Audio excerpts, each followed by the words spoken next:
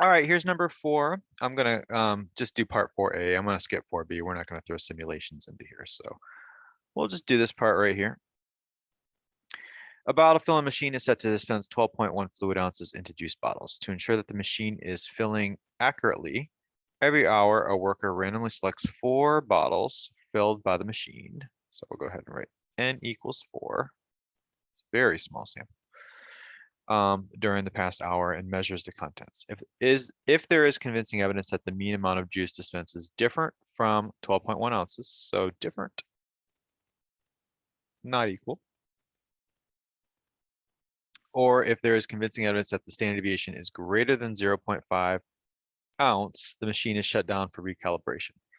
It can be assumed that the amount of juice is dispensed into bottles is normally distributed.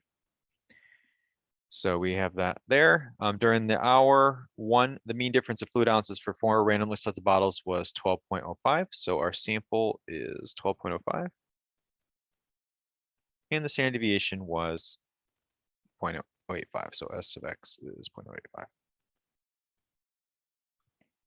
Perform testing significance to determine whether the mean amount of juice dispensed is different, again, not equal to, from 12.1 fluid ounces, assuming the conditions are met. Anytime you see that, we're going to skip that part in the plan. So we're going to skip the conditions.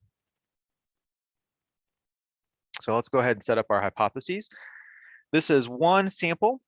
This is it says to perform a test, so it's kind of gives us right there.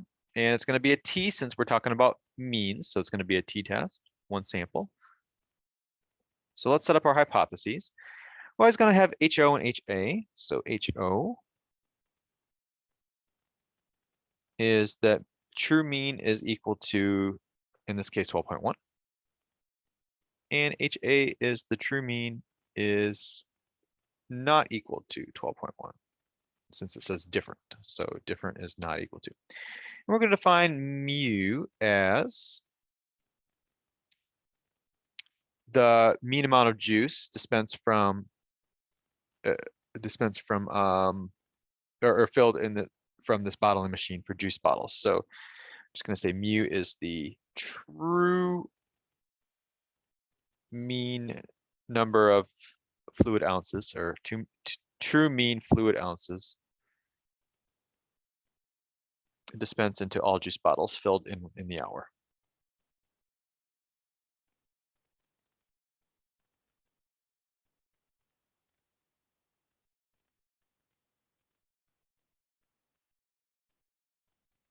And we're going to go ahead and use the alpha equals 0.05.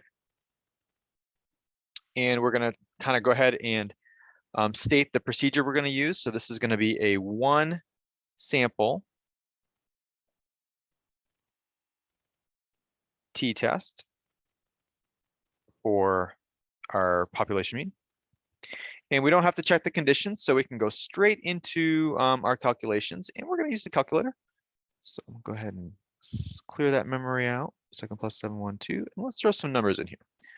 So what we're going to do is we're going to go to stat, we're going to go to test, we're going to go to option 2. And we're going to go into stats. And for our data, we're going to make the mu, the null hypothesis be 12.1. We were given a sample of 12.05 with a standard deviation of 0.085.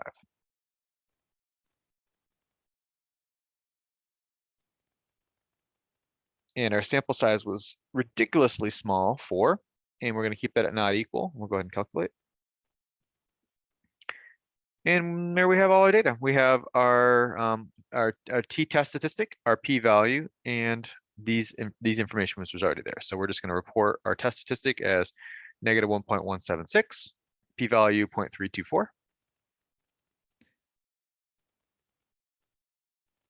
So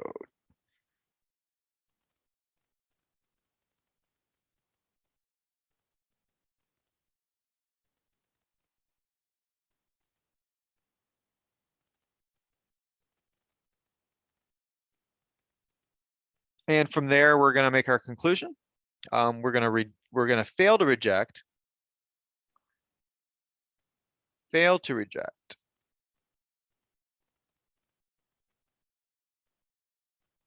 the null hypothesis is p-value is greater than our alpha, which is 0.05. So what that means is we do not have convincing evidence.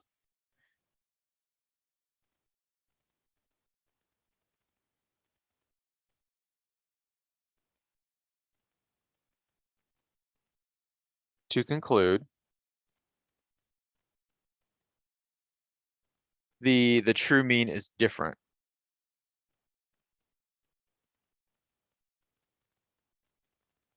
And I just realized I put 12.5 there. I should be 12.1. So the true mean fluid ounces dispensed into the juice bottles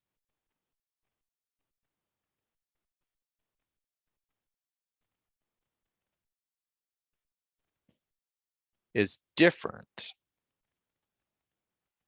from 12.1 ounces.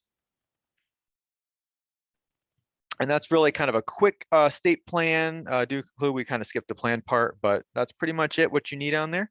Sorry for the sloppiness and the rush. And again, I'm going to skip part B. So that's good enough for our free response.